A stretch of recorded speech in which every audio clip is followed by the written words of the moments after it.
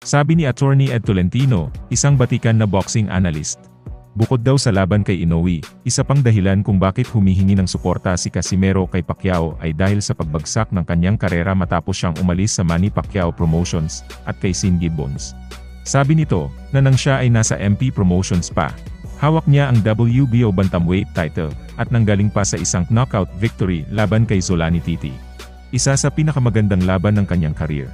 Noon, maganda daw ang kondisyon ni Casimero, dahil sa tulong ni Memo Heredia, at mahusay ang kanyang training sa ilalim ni Nonoy Neri.